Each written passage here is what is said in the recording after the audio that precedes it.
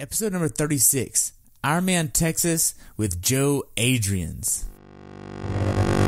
Welcome to the pursuit of the perfect race. I'm Coach Terry Wilson, and with each episode, I bring stories of athletes to you that share their experiences at races in order for you to learn how to have your perfect race. We will hear stories from athletes of all ages, abilities, and races of all distances. So regardless of where you fit in, there's something in it for you. Thanks for spending some time with me today. Now let the pursuit begin.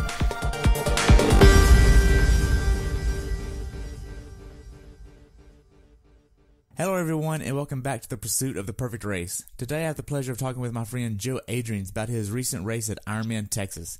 This race took place on April 28th, 2018 in the Woodlands, Texas. The temperature on race day was 70 degrees and rose to 84, and the temperature of the water was 71. Joe is a proud member of Everyman Jack. He has been racing for a total of 6 years and looks forward to many more in the future. I look forward to hearing about your race, and welcome to the show, Joe.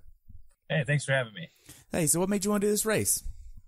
It was one of those races where, you read quite a bit about it. You hear a lot of brutal stories about the heat, the good competition that's there, and it's a good early season race, trying to grab one of those KQ slots early on in the season for the fall. So after talking with my wife and my coach, it was between this race and Santa Rosa. So we ended up settling on Woodlands because, like I said, it's an earlier season race. We had some family down in Houston. It just kind of made sense for us. So okay. So who's your coach? My coach is he's a guy out of Arizona. He's a good friend of mine. He only coaches about 6 athletes at a time, but his name is Andy Schiesel. But he's a great guy. He's been racing and training for better part of probably 10 or 15 years. Just a great guy. He grew up in Eden Prairie, Minnesota, which is close to where I live. And then he commutes down to Arizona in the wintertime. And obviously we do teleconferencing for coaching there. So it's a good gig, works out. So him and I click. And so we're both pretty data focused. So it works well. Well, good. So how's your training going into this race? It was some of the hardest training I've ever logged. That's for sure. So after coming off of Ironman Florida, finishing 4th, I was on the Kona bubble, so it was pretty tough pill to swallow. So, after, some mental regrouping, 2-3 weeks after Ironman Florida last year, talking over the strategy with my coach, it was, we're going to hit it hard. We're going to, drop some weight, optimize my body composition, and really try to raise up that bike power and be able to run a faster average pace for the marathon. So, so needless to say, it was pretty intense. A lot of indoor intervals. You can't escape the watts on the trainer. So, living in Minnesota right during the wintertime, it's tough to make it outside, obviously. So, it was a lot of trainer sessions, really mentally sobering for sure. So, very tough, needless to say. Oh, good. Now, did you miss any training? No, nope. Didn't really miss any training. I mean, I did a lot of treadmill runs, things like that. Just trying to compensate for the winter and really flex that mental muscle. I mean, that was probably one of the biggest benefits of doing an early season Ironman was really train my mental capacity to just suffer. Right. So now, did you get injured in training? No, not this year actually. So I incorporated, a nutritionist, and a pretty regimented strength training routine to prevent, injuries, because I knew that my volume was going to be increasing for swim, bike, run. So really to try to combat any potential injuries that would and, have plagued me in the past, like Achilles injuries, for example. Usually every spring I get some kind of naggle in either one or both of my Achilles. So this season was really, focused more on getting after, right? So nutrition is a big piece there. And then obviously the strength piece. So yeah, knock on wood, I've been injury free this year. So it's been good. Nice. Now then, what was your most hours logged in 1 week going into this race? So the highest volume week I logged with strength training was about 26 hours. Nice. And you have a full-time job too, right? Yeah, definitely. Yep. And you're married. Yeah. And I'm married. Yep. So how do you balance the work, life, training? Yeah, it's a tough piece to manage, definitely. Luckily my wife is also a triathlete, so that definitely helps. So usually, you know, I'm up at, you know, 5 or 5:30 to get to work early. And then, you know, rather than taking a lunch break, I'll usually hit the weights over lunch, go back and work the rest of the afternoon. And then I'm usually out of work by about 4 o'clock, you know, based on me coming in early to work a little bit extra. And then I'll do my, you know, swim, bike, run specific stuff. And then every weekend I make sure to try to take 2 to 3 hours on Sunday to prep all of my wife and I's meals for the week for lunch and dinner. So that way, you know, when we get home from work, we can just grab the prepped meals right out of the fridge, you know, heat them up and be on our way. So yeah, it's definitely been, you know, a little bit of a learning curve trying to figure that out. But, you know, my wife and I have it down pretty well. And so trying to balance everything. I mean, obviously it's work and family first and then training second. So, you know, it helps to have that kind of regimented schedule that, you know, we can adhere to. And, you know, all of our friends and family kind of understand, you know, hey, this is a primary goal for us right now is to train and focus on triathlon. So it definitely helps. So yeah, I mean, that's the biggest thing, right? Is just have a schedule, and that's how you kind of juggle it all. And so my wife, she's an absolute saint, and her and I are on a little bit different race schedules this year. So she didn't race Texas, but, you know, her support has just been unwavering, which I can't thank her enough. So right. Now then, could you do this if your wife was not supportive of your triathlon, your goals? Yeah, that would be a harder endeavor. Absolutely. I think, you know, I've got a couple of friends locally that their spouses are, you know, they don't really understand it. And it's a struggle for them at times. But yeah, I think, you know, it helps that, you know, even if she wasn't into it, I mean, she's the one who consequently got me into triathlon, you know, 6 years ago. So that piece obviously helps. But if she wasn't supportive of it, you know, that's a really tough question. Yeah, I don't know. Yeah, I know some of my friends do struggle with that, but yeah, luckily she is, and it helps. I mean, obviously she'd support me with whatever my interest would be. She's a fantastic lady, and yeah, I couldn't imagine being married to anybody else. So, oh, good. Yeah, so, what was your longest swim, bike, and runs going into this race? Longest swim, I logged about 6,500 yards, and that was a combination of, you know, sprints and longer pull sets. Longest bike, kind of tough to say. Usually I go by distance, but since all my training building up to this race was done on the trainer, I did a 5.5 hour trainer ride, which, you know, historically, if I was outside, that'd be about 125 miles. And then my longest run was 21 miles. So, was that 21 miles on the treadmill? No, thankfully. Okay. It was warm enough to run outside. Yeah, I just bundled up. Yeah, so yeah, thankfully. My longest treadmill run was 15, though. That was brutal. Oh my gosh. Yeah. So did you do a lot of bricks in training? Yeah, absolutely. So typically I'll do, you know, 2 bricks a week, with my big ones being on Saturday, where I'll do a long bike, you know, 4+ hours, and then I'll run, you know, 8 to 12 miles directly off the bike. Okay. Yeah. Now, were there any days where you just mentally did not want to train?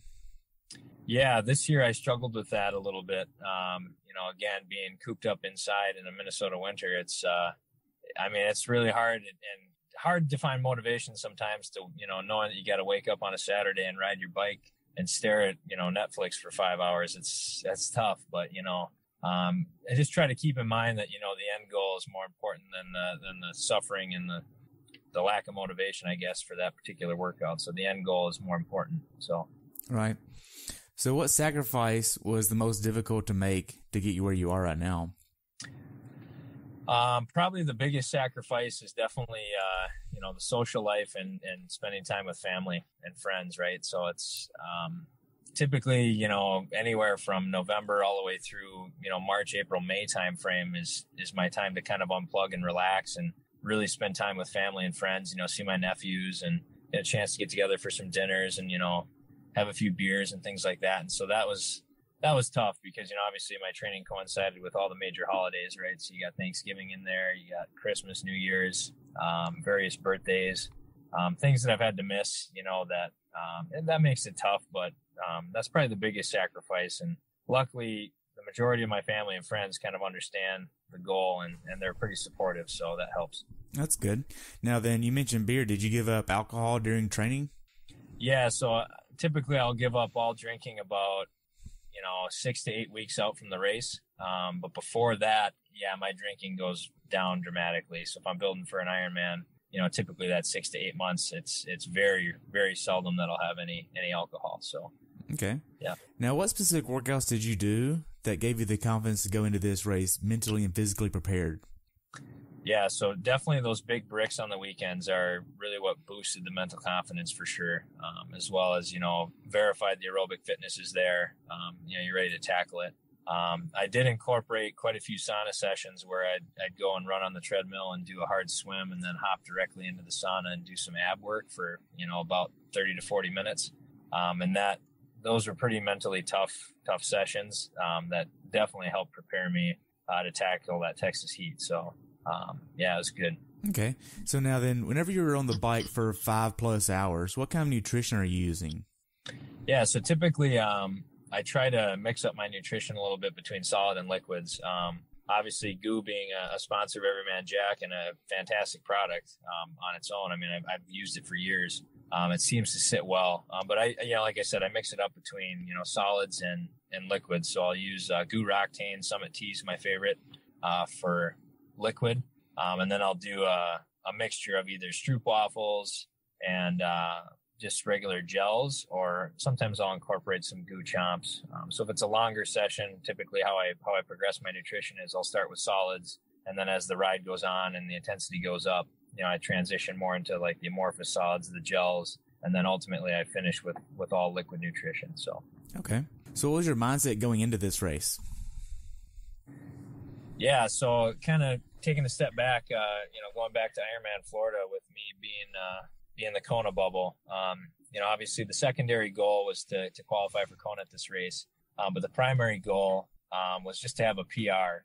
And the fitness was there coming directly off of Florida. So really kind of mentally going into this, I was a little worried about it being, North American Championship. I knew there's going to be a lot of competition. So I knew that a sub 9 hour race was going to, I was going to have to go sub 9 to really give myself a chance. But that was all before I got a call on about April. I think I got a call on April 16th that some events transpired at Ironman Florida where the guy who took second place in my age group got disqualified due to some blood doping.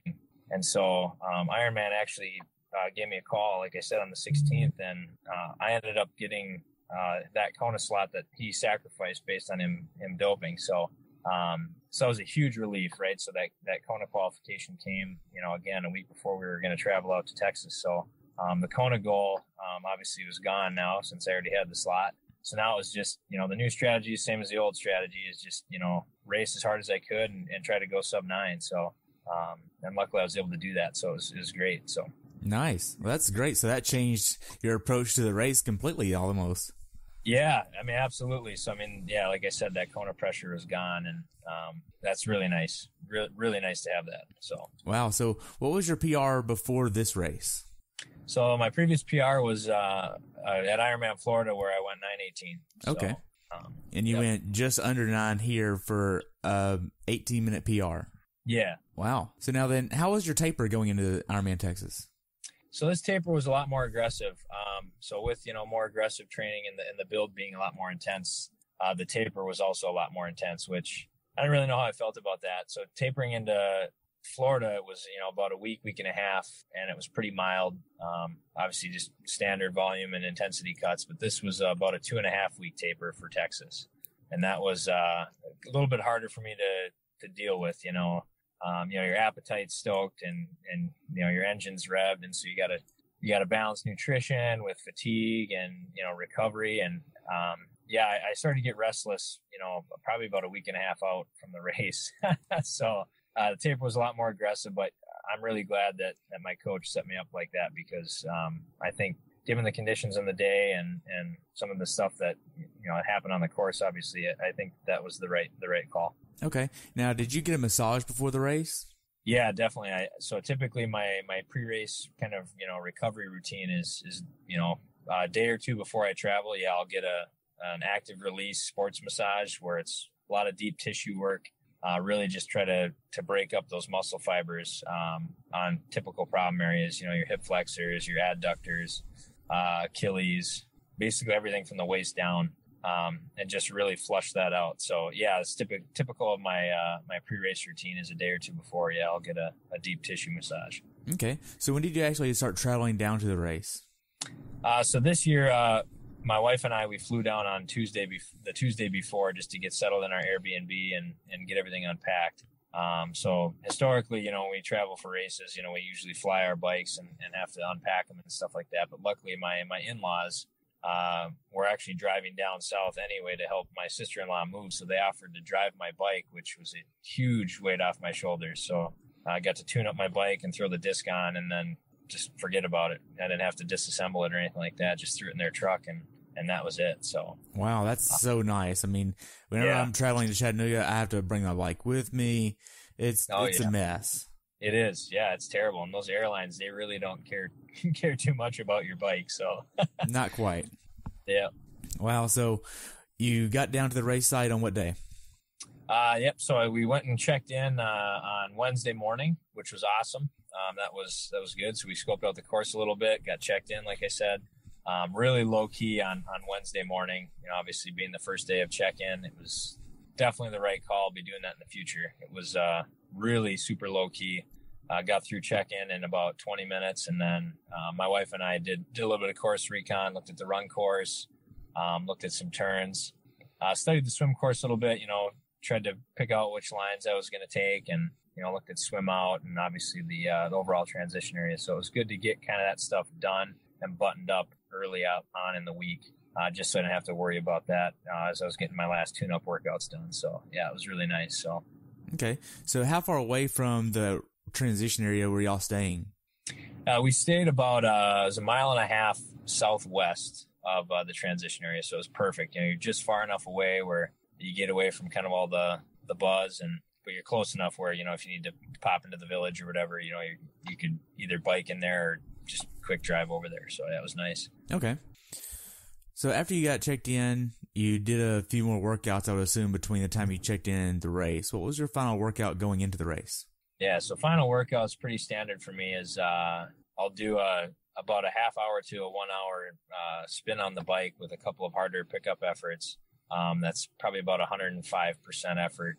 Just slam the legs a little bit, wake them up, and then make sure that all my shifting's dialed. So like I said, 30 minutes to an hour there on the bike, and then I'll do a run directly off the bike, 3 miles. And then typically I'll do 3 to 6 short 30-second intervals at 6-minute pace. Again, just to kind of to shake all the additional glycogen up and, get those legs moving after traveling. So that's typically my final workout. Okay. Now, did you bring a trainer for this race? You made it sound like you did a trainer ride. Nope. So I did not. So I did all my tune-up rides outside, which was really nice. Coming off that Minnesota winter, I was ready to be done with the trainer. I was happy to part with it. So, I bet. Yeah. So do you have a certain meal that you like to have the night before the race? Yeah. So typically I'll do some sort of simple protein. So I'm pretty regimented with my nutrition leading into races. So everything's weighed. I weigh everything, all my food. And so I typically have simple protein, either chicken or turkey, about 4 ounces there. And then I'll have half a sweet potato, which is about 5 ounces. And then depending on what I've got laying around, I'll either supplement with rice or maybe some leftover whole wheat pasta. Simple sports drink. I like to use EFS Pro, just get a last little jolt of sodium in, get some electrolytes in before I, hit the hay. And then, obviously supplement with water, but I like to have everything kind of buttoned up by, typically 7 p.m. All eating is done by 7, and then I'll just supplement with some light hydration. But that's a pretty staple dinner for me. So, lower on fiber, lower on fat, moderate protein, and then obviously, getting a good complex carb in there. So. Oh, good. To backtrack a little bit, you have to check your bike in the day before. How was the check-in process for your bike? Yeah, actually, I was pretty impressed. It was very, very organized, more so than some of the other ones I've seen. I mean, the transition area just really, really flowed nicely. So checking my bike in was, kind of first, and then they set up like a T almost, right? So you come through the arches, you check your bike in, you drop it off, and then you walk all the way down, and then you come to this T, and left was your run bag, right was your bike bag. I mean, it was super easy. Like we were in and out of there in 20 minutes, so it was awesome. Okay, so you mentioned your bags. What did you put in each bag? Yeah, so kind of typical race day bag for me is bike bag. I'll put, depending on what the race rules are, sometimes I leave my shoes clipped on my bike when they allow that. This race you weren't allowed to do that. So my bike bag had just my shoes in it and my helmet. That's it. And then in my run bag, I do my shoes with speed laces, mid calf socks, and then obviously your race bib with a belt. And then I'll do, depending on the race, I'll either do a visor or a hat. If it's going to be a little bit cooler, I'll typically go with the visor. But if it's going to be hot, I'll use a hat so I can dump ice in there. And then I'll have a goo flask, and typically what I'll do is I'll mix in 2 or 3 gels in there with some water, just to help dilute it a little bit, and I'll sip on that for the first 10 miles or so. And then obviously sunglasses, and that's it. Nice. So what kind of hat do you use? So I use Boco gear. So it's a sponsor of Everyman Jack, but I've been using them for a couple years now. They have a really awesome sweatband incorporated in there, but I just wore my standard EMJ Boco hat, with that little sweatband in there. Holds ice real well. Keeps my head cool. So that's what's important. Nice. So now then, for the special needs, did you pack anything in the special needs at all? Yeah. So this year I actually, decided to utilize a little more of my personal nutrition. So I use both bike and run special needs this year. So in my bike special needs bag, I put in 2 bottles of liquid nutrition. First bottle, I'll do that Goo Roctane, 2 scoops of Goo Roctane and 24 ounces of water. And then the other bottle, I use 3 scoops of EFS Pro, the lemon lime flavor. It offers a little bit higher salt concentration. And so I knew it was going to be a hot race. Obviously, we're in Texas, so I opted to supplement with some of that just because, again, it's got that higher salt content. And I think that was the right call. I ended up not cramping on the bike at all or the run. So, and then I'll typically throw a Red Bull in each one of the bags, just as an added caffeine boost. And then I'll throw either some Imodium in there or do some like Pepto-Bismol. Didn't end up needing any of that this year. So yeah, I stopped at bike special needs, grabbed both my bottles, slammed half the Red Bull, and I was on my way. Nice. And then for the run special needs, I just throw a Red Bull in there. Okay. Yep. Now then, to backtrack just a little bit, are you trying to hit a certain number of calories on the bike per hour? Yeah, yep. So I'm pretty regimented with that, obviously, with my standard nutrition and obviously my sports-related nutrition. So yeah, I'll target around, depending on the race and the conditions, anywhere from about 250 calories to 350 calories an hour on the bike. And this being a hotter race, I'll up my calories a little bit. So I was targeting right around 325 calories an hour. I'll supplement that with, again, depending on the conditions, anywhere from 500 to 800 milligrams of salt an hour as well, either split between directly into my nutrition or supplementing with, like base salt or a salt stick cap. Okay. Now then, and your stomach is able to handle all of that because you didn't have any bloating, you didn't have any cramps, you didn't have any of that. Right. Yeah. And so that's actually part of, training is, I'll eat light during the week, and then supplement heavier calories, cycle heavier calorie content, on my longer rides. So yeah, I've definitely had to train my stomach to be able to take in, typical person can take in 250 pretty comfortably, but yeah, you get up above 300 calories an hour and you have the potential to get some GI distress. So yeah, it definitely took some training, to get my stomach to be able to handle that. But, I found in order to perform at a high level, my body needs a lot of calories, needs a lot of salt. So, it's all part of training. So it's definitely the fourth discipline. Right. Now then with that, whenever you drink these calories and consume calories, are you flushing that with water or priming your stomach with water to kind of help absorb that? Yeah, definitely. So if I'm taking in solids or like the amorphuses, like the gels and stuff like that, I always supplement with water for sure.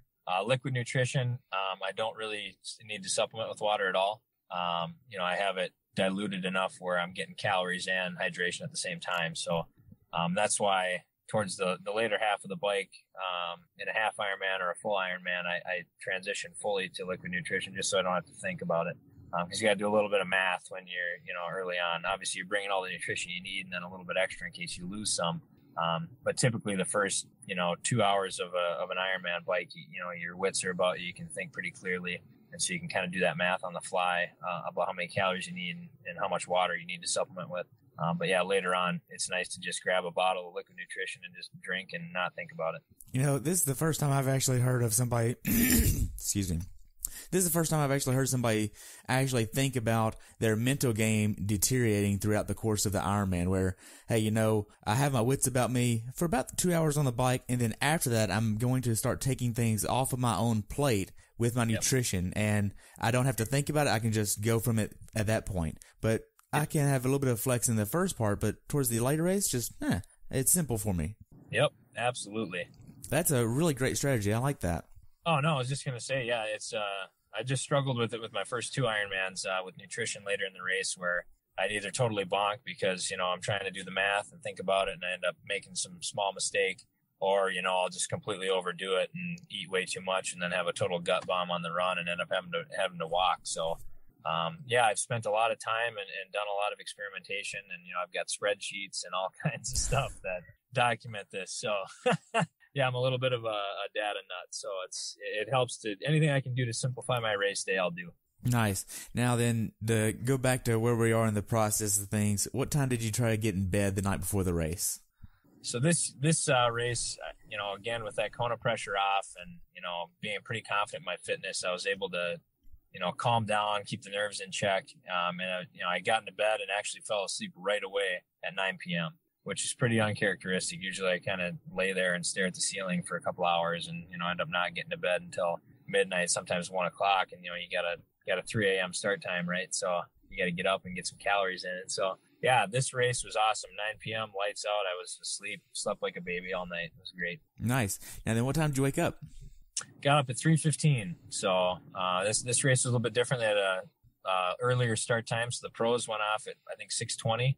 And then the age group rolling start starts at 6:40. So I wanted to make sure to get up, with all the transition walking you have to do, get down to swim start. I just wanted to make sure that I was, clicking these things off. So up at 3:15, started eating my breakfast at 3:20, and we were out the door at 4:15 sharp. So okay, what kind of kit are you using for this race? Oh, I use my one-piece Louis Garneau EMJ kit.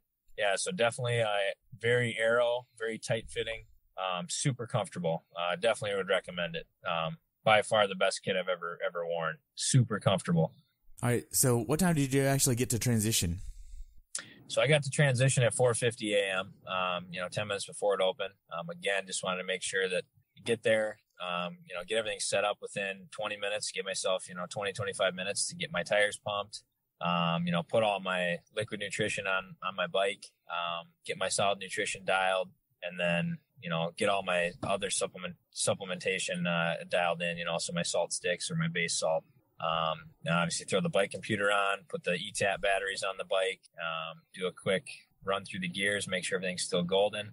And then, out of transition in 20, 25 minutes. Nice. So a few questions here. What kind of bike are you using? So I ride a Felt IA2. It's a newer version this year. Yeah. So it's awesome. I mean, Felt obviously makes fantastic TT bikes. But yeah, this bike has been extremely fast, man. No complaints at all. Wow. So for this race, you're using MV wheels? Yeah, definitely. Yep. Okay. So how much PSI are you using on those? Oh, sure. Yeah. This race was a little bit different strategy. So I always run latex tubes. And so I'll pump them up to about 90, 95. And then they'll lose a little bit of air. So by the time I get on the bike, and start cranking, I'm at 85 or 90 PSI. Okay. Was there a reason to go a little bit lower?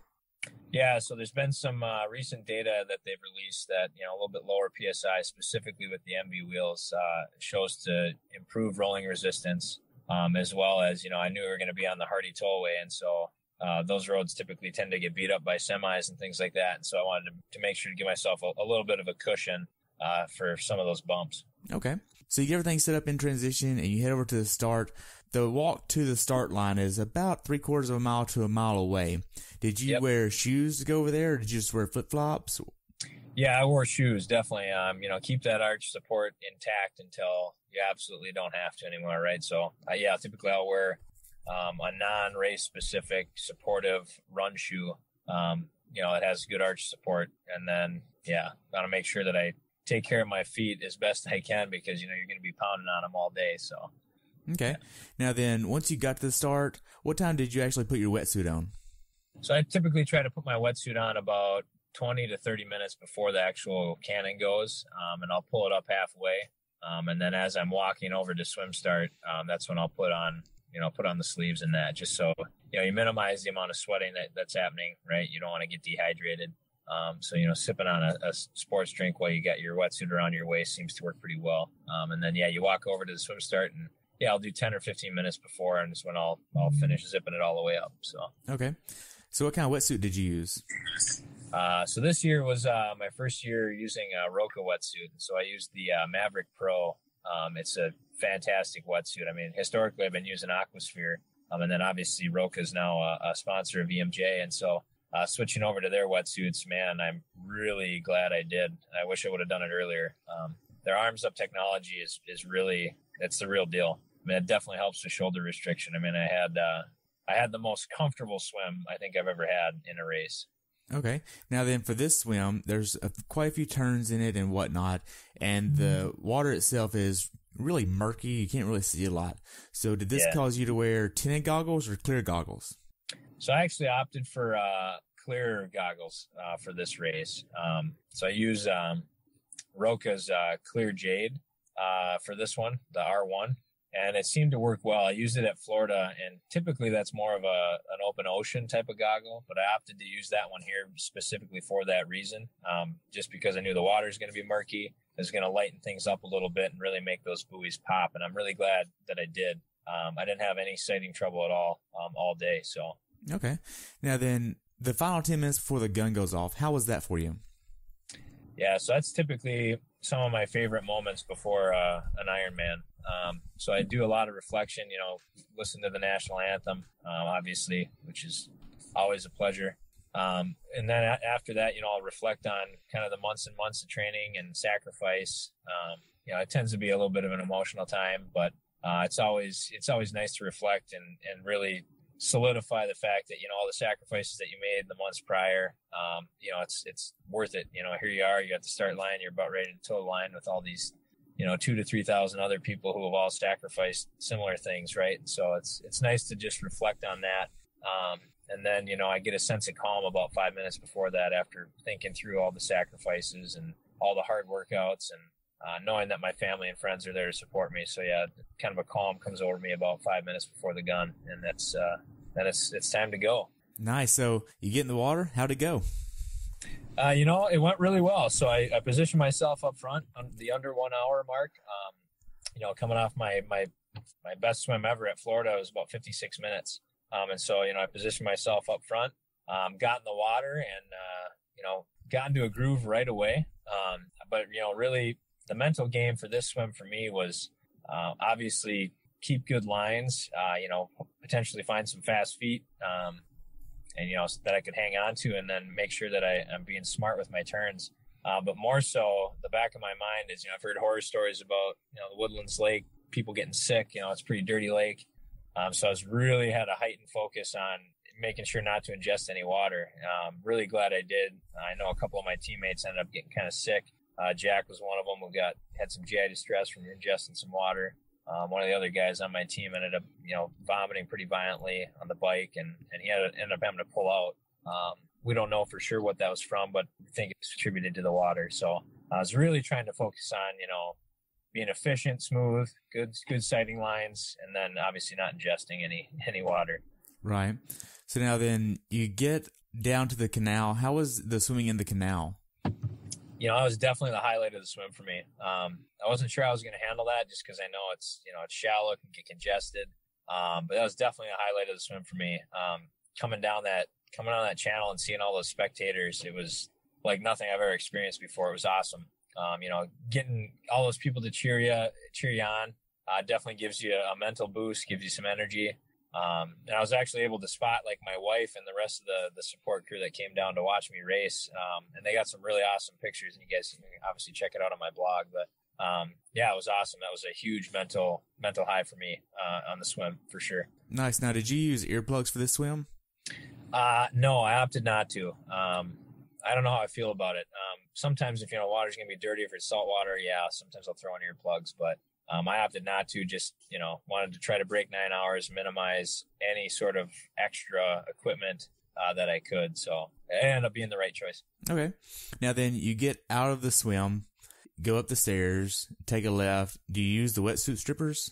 Yep, I do. I used to not, but now, with this new wetsuit that, again, Roka makes a fantastic product, but it really bodes well for, wetsuit stripping. I mean, I was in and out of that thing in probably 10 seconds. Wow. It was awesome. So you go past that, you go up the ramp, get your bag, and go to the tent, put your stuff on, and head out. How was T1 for you other than that?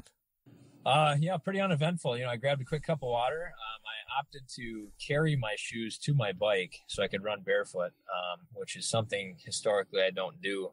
But I opted to do that here just because, it's dirt, and I didn't want to muck up my cleats, get any potential mud or anything like that in any of the mechanisms. So, and that ended up being the right choice. So I waited to get to my bike, quick wiped off my feet on some grass, and threw on my bike shoes, and it was awesome. I was able to pass quite a few guys in transition doing that. So good. Now then, I was actually volunteering at transition, and I saw everybody come through, obviously, but I only saw 2 athletes out of the 2,500 use the other entrance to the transition on the right side by the sidewalk versus the one right by the sunscreen people.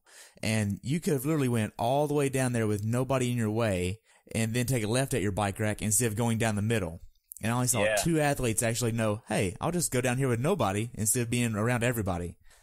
So there's a little bit of there's a little bit of a tip there. Only 2 people did that out of all the people I saw come through. Wow. Because you're like right near the pros too, right up front, near the out. Yeah. Yep. So you get out on the bike. How were the first few miles on the bike? First few miles are always, they're all pretty chaotic, right? Your heart rate's jacked. You just got out of the water. Your endorphins are flowing. You got adrenaline. The first few miles on the bike, I studied pretty extensively, just to make sure, pick good lines, make sure that I'm making the right turns, and trying to relax. So the first few miles were pretty good. I was executing my plan in terms of race wattage. So, first 5 miles or so, I'll push my watts on the bike a little bit harder just to try to get a good position for, to settle in, wake the legs up a little bit. And then after that, about 20 or 30 minutes in, I'll start taking in my nutrition and hydration plan. So, they went well, uneventful, no flats, thankfully. I had a flat in Florida, so luckily that didn't happen. So, it was uneventful, good. Just started to settle into a groove right away. It was awesome. Good. Now then, did you have a strategy for the bike ride? Yeah, so typically I try to target power based on, all my training and stuff. So, really it was, again, taking in that right around 300 to 350 calories an hour mark for nutrition, and really trying to target my race watts, right around 75% effort, which is right around, that 235 watt range for me. And so that was kind of my strategy, and stay low. It's going to be a flat course. The wind was relatively low. So really the strategy is just try to get comfortable, start pushing those race watts, and stay as aero as possible. Okay. Now, did you worry about getting sunburnt here? Yeah, definitely. I'm pretty fair skinned. So, that's always a struggle for me. So typically, I'll hit the sunscreen, folks, before I head out onto the bike, as well as a pre-application before the swim in the morning. So, that's always a struggle for me. Yep. Sunburn. And I would assume that's actually with the EMJ sunscreen. Oh, of course. Yeah, absolutely. Yeah. It's awesome stuff. It's sweat and water resistant. And truly not just because I'm sponsored by them, but it is some of the best sunscreen I've ever used. That actually stays on. I didn't get any sunburn actually all day. So it was nice. Great. So now then, once you actually turned onto the tollway, I mean, I'm not going to make this a drafting episode, but did you see any of the drafting out there? At first I was, for the first, I would say probably 30-ish miles of the race. It was a standard Ironman for me. You know, reeling the faster swimmers in, trying to pull them in, getting mental boost from that. But you know, right after that is where I started seeing guys pass me. I'm like, well, what the heck's going on? I looked down at my watts. I'm like, no, I'm pushing the right watts. I'm going, 24 and a half miles an hour. This is right where I should be.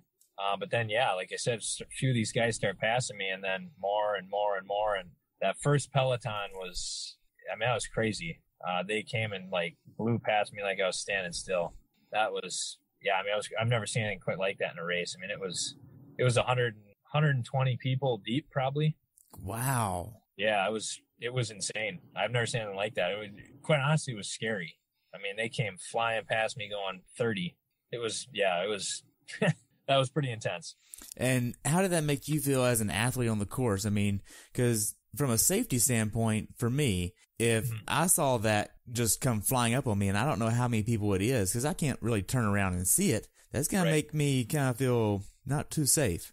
Yeah, definitely. And that was my main concern, That was where my head first went was, these guys are passing me on the left and the right, just totally swallowing me up. And so I had to get up on the cow horns and kind of, stabilize myself. But yeah, I mean, definitely first and foremost, that's a huge safety issue.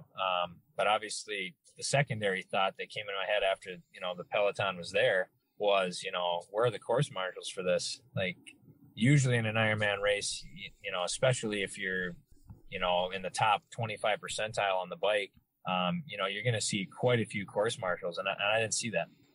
So it was a little bit disheartening to see, such blatant cheating, but, at the end of the day, you can only race your race.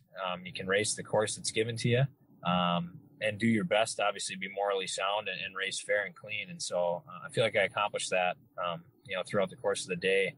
And I did see, again, obviously this isn't a drafting episode to your point, but, I saw probably 5 or 6 huge pelotons like that, which obviously you can see in the results resulted in quite a few people biking sub 440s, right? So, right. Yeah. Now then, did you see any wrecks because of this? Yeah, absolutely. And again, going back to that safety issue being the primary concern and should be the primary concern. I saw several accidents, 10, 15, 20 people in some cases going down due to, a bottle exchange or somebody reaching for nutrition and bumping into somebody, real Tour de France type of wrecks. It was not good. And actually one of my teammates, thank God, ended up crashing, but he's fine. Thankfully, he ended up, breaking some ribs. Oh, wow. Yeah. And so that's, pretty bad. I mean, you get drafting, obviously you get a benefit from a speed perspective, but the risk is far greater than the reward in my opinion. A definite safety concern and should, never be taken lightly. Seeing some of these wrecks and physically seeing blood stains on the highway from these wrecks, it's like, wow.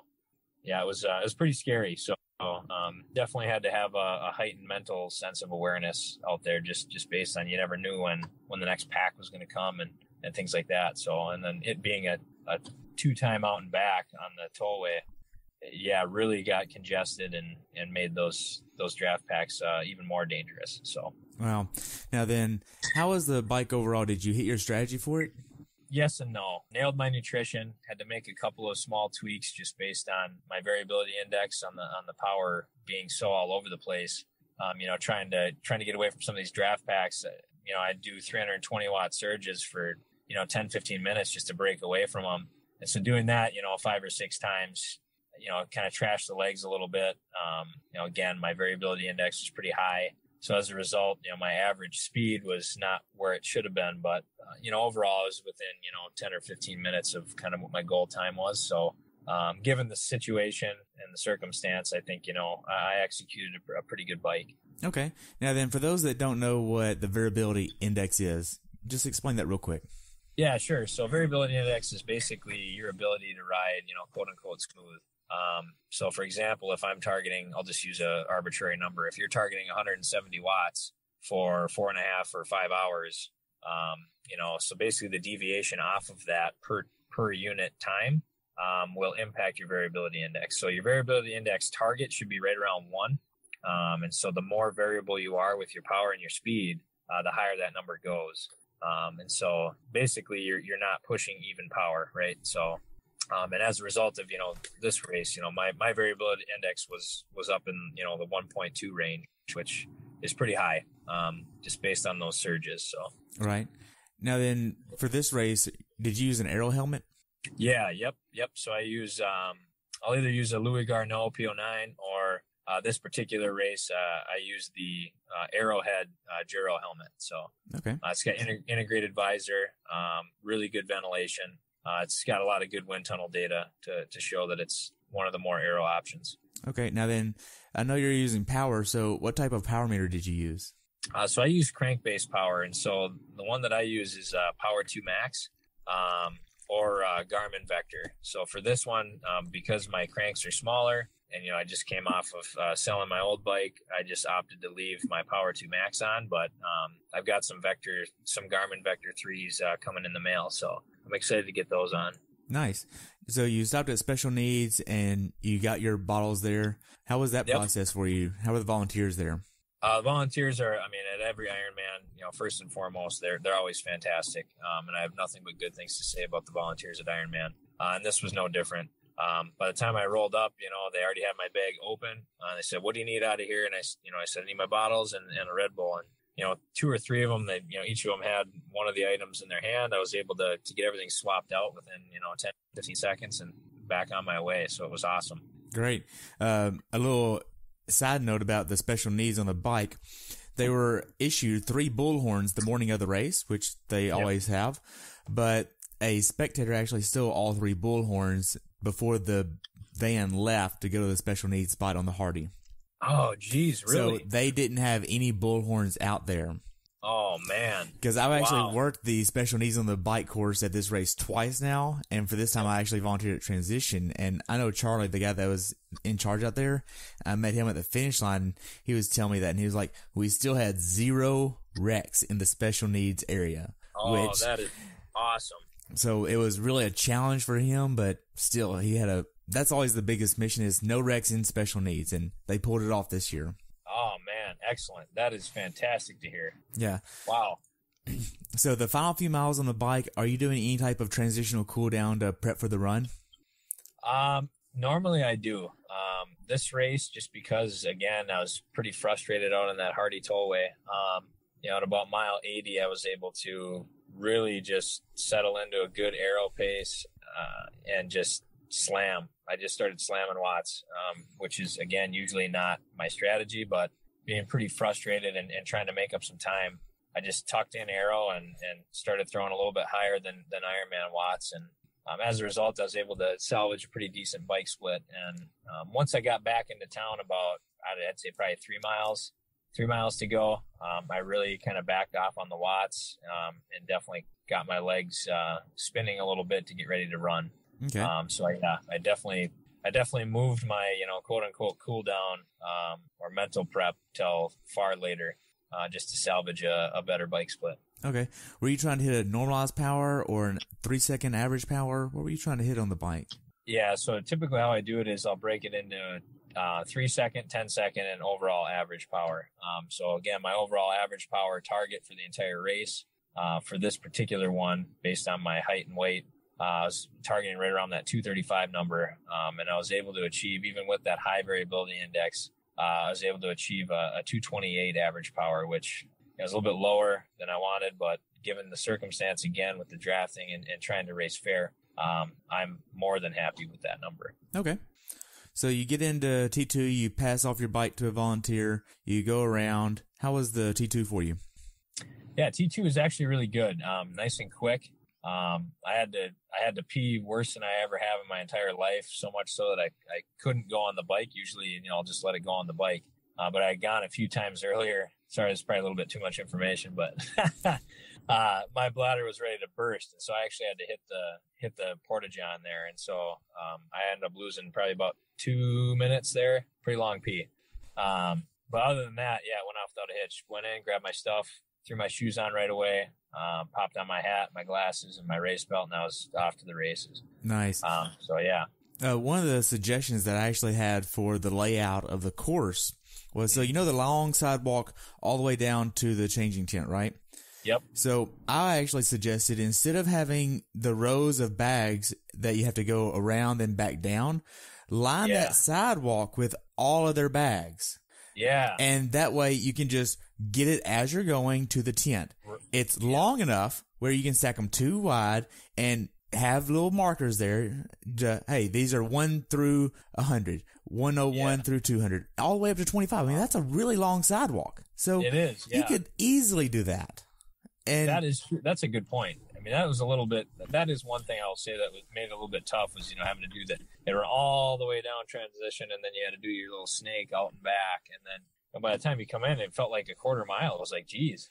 Yeah. I mean, it would just make it more efficient in my mind for the athletes. I mean, they could save 30, 40 seconds right there just by line the sidewalk with the bags, call it a day. Yep. I completely agree. Now then, you get out on the run. How was the first few miles on the run?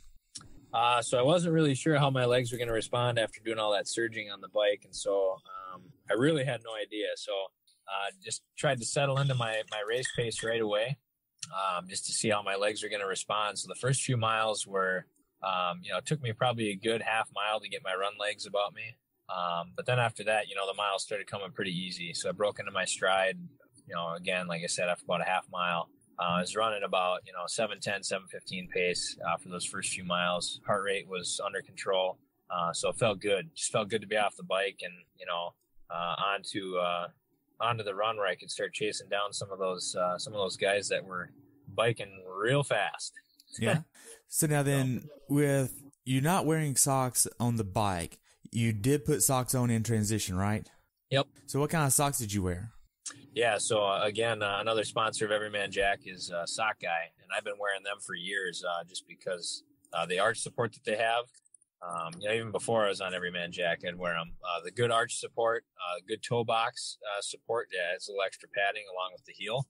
Really holds the sock in place, gives you some additional support, which I love, coupled with my Saucony running shoes. Works great. Okay, so you're using Saucony? What kind of Saucony are you using? I run the Freedom ISO for my marathons. I'll train in like ON or I'll train in Saucony Freedom ISOs as well. But come race day, that's what I always try to race in. They're lightweight, really supportive. Seems to work well. Okay. Now, how was the support on the run? Really, really good. Yep. I mean, obviously, both from a spectator perspective, gives a lot of the folks there supporting the athletes a good chance to see their folks racing and cheer them on. And then obviously, all the aid stations are great. Definitely no beef there. Super responsive volunteers asking you what you need, doing a great job shouting down the aid station if you want something else. Very good. Good. Yeah, now, no complaints there. There was a small hill of like 20 feet or so. How was that for you? I actually liked it. Yeah, maybe I'm a masochist, but I actually like that hill. It breaks it up a little bit.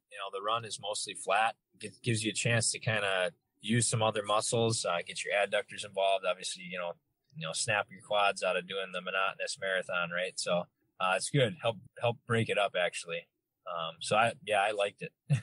Good. Now then, you didn't have any cramping on the run. You didn't have any GI issues. And then whenever you got to the halfway mark, this was about what, 135, 140?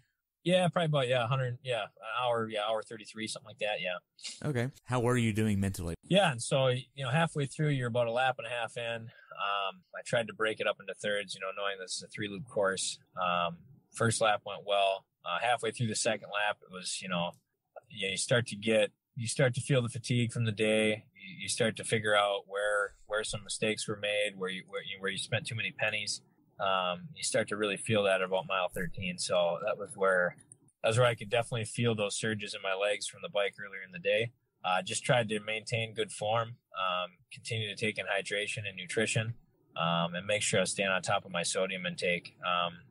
Really when I start focusing about that and then looking for my family and friends on course, that really helps, break that up and get your mind off of the fact that you still got another 13 miles to go. Right. I mean, and y'all had a good showing for EMJ, right? Yeah, absolutely. Yeah, it's 12 of us. Wow. So a dozen. Wow. Yep. So now mentally, how hard was this race for you?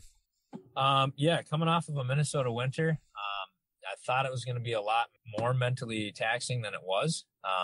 I did a lot with my nutrition this year. And again, I lost, 10 pounds since Florida, optimized my body composition. And I'm really glad I did, because I was able to handle the heat, really, really well, far better than I ever have historically. And that was really the mental piece that was getting in my head a little bit, was how was I going to handle that heat? So, so I'm really glad that, I incorporated some of those things into my training early on that helped. So, it's good. So with that being said, I mean, this was probably, obviously every Ironman you do is mentally taxing, but this one I felt the most comfortable with, both leading up to and during. So okay. How were the final few miles for you after probably 20 to 25?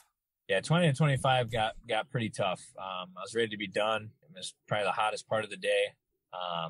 It's really, really taxed legs.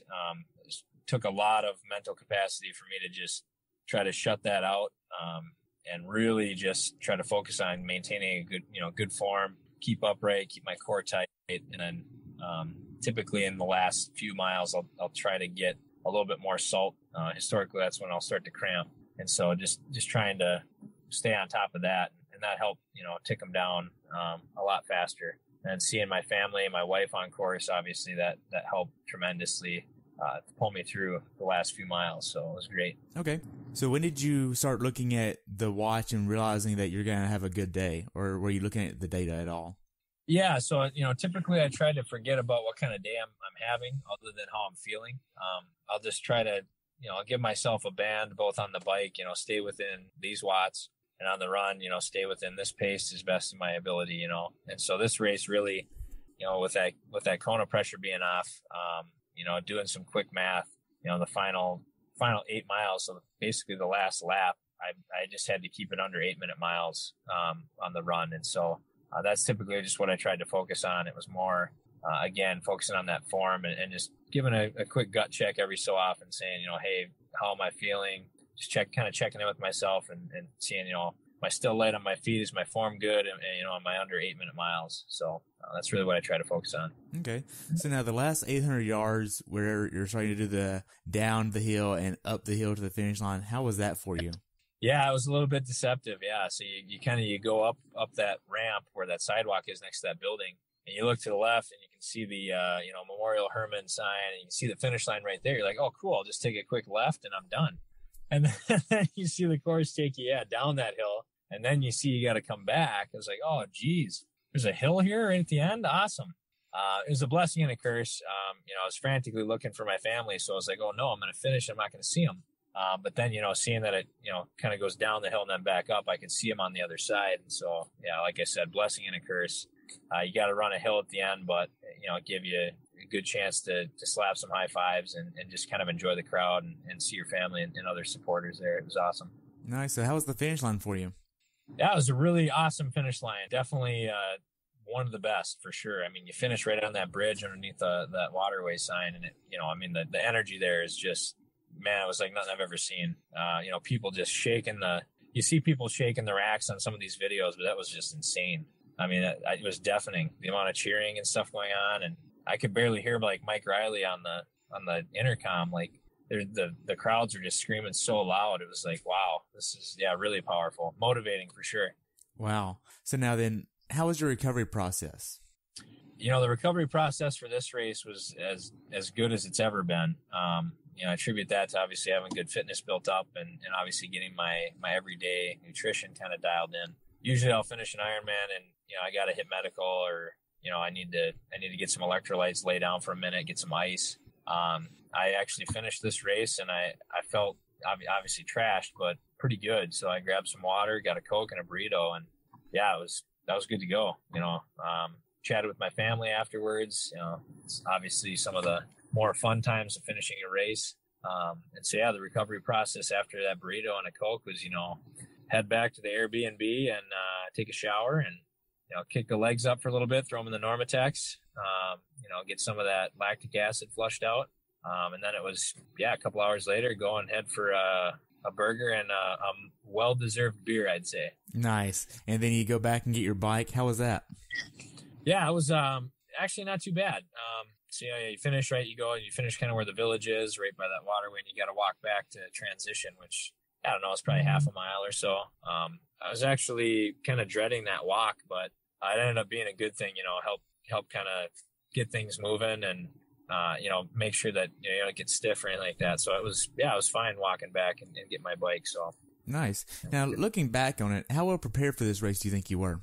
I definitely think that I was as prepared as I could have been given kind of my training situation, being in Minnesota. I think I took all the right steps to make sure that I had a successful race. And I think, we got it done. We got it accomplished. So. Well, good. Now, what, if anything, would you change about your race if you could do it over again? Well, I definitely would have swam a little bit harder. Try not worry too much about ingesting some water. I tend to have a pretty good iron stomach, but I think I got in my head a little bit too much there. So I definitely would have swam a little bit harder. As far as the bike, I probably should have sacrificed my bike time a little bit more so I could run a faster marathon. But hindsight being 2020, I mean, where do you take from Peter and give to Paul, right? So given the circumstances, I think I executed as good a race as I think I could have. Minor tweaks could have got me maybe a minute or two faster, but I think like I said, given the circumstance and given the build that I had for this race, I think I executed as good of a race as I think I could have. So wow. So now, what's something that you learned from your race that you'd like to pass on to someone that hasn't done this race before? Definitely do some heat training. Absolutely. Try not to get discouraged. That's one of the big things that can make or break an Ironman race. I mean, it's a long day. You're out there for, 8, 9, 10, all the way up to 17 hours, right? So it's going to be a long day. And so as much as it's a physical race, it's also a mental race, right? So, I'm guilty of this, getting in your head. Negative self-talk is never good. So just stay positive, kind of roll with the punches. That's one of the main takeaways I've had from previous Ironmans, that I made sure not to make that mistake at this one, was to, get in your head. Don't do that. Just enjoy the day. You've trained for months and months and months, and whatever happens on race day is going to happen on race day. Some things are in your control and some things aren't. The only thing you can do is just execute the best race you possibly can. So really that's probably the biggest piece of advice I would give is just, you're your biggest advocate, stay positive. And if you set yourself up for success mentally, the training's there, your body's is going to do the rest for you. Right. We've covered a lot about this race. Do you have anything else you'd like to add? No, not really. Other than, I really hope that Ironman does address, some of the things that transpired, at Ironman Texas this year. With that being said, I think it's still a great race. I would likely do it again in the future. Because I do think that some of the events that happen, and everybody knows what I'm talking about, was definitely a one-off for this race, based on looking at reports from years prior. This sort of thing never really happened. So, that'd be the only one thing I would add is just, and I'm sure they will. Ironman's a fantastic organization, and I think they know, they kind of know what they're doing. So. Okay. Now, how can athletes follow you?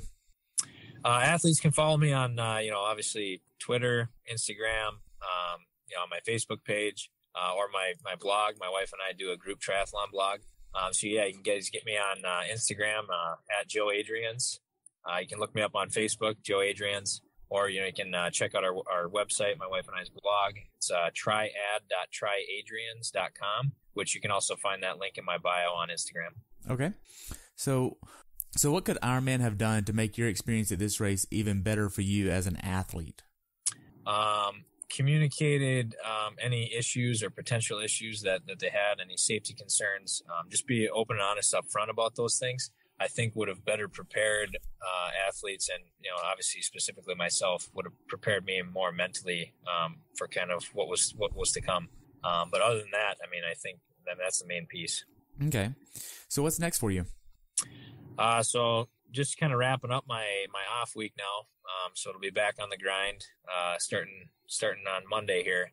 So yeah, just trying to enjoy some easier bikes, some unstructured workouts, some desserts, before I get back on the old nutrition wagon here. So, yeah, it's good to smash quite a few calories. It feels good to just kind of let loose a little bit and be unregimented. So, so next up will be kind of the local race scene for me here in Minnesota, kind of kicking off some awareness there.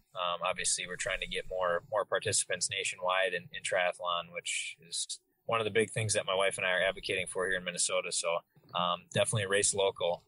And if anybody has any questions, feel free to reach out to me. Recommendations of any and all races in the Midwest. I'm pretty well plugged into the community, so it's good. So, and if anybody has any questions about training or racing or nutrition, like I said, feel free to reach out. My door's always open. So great.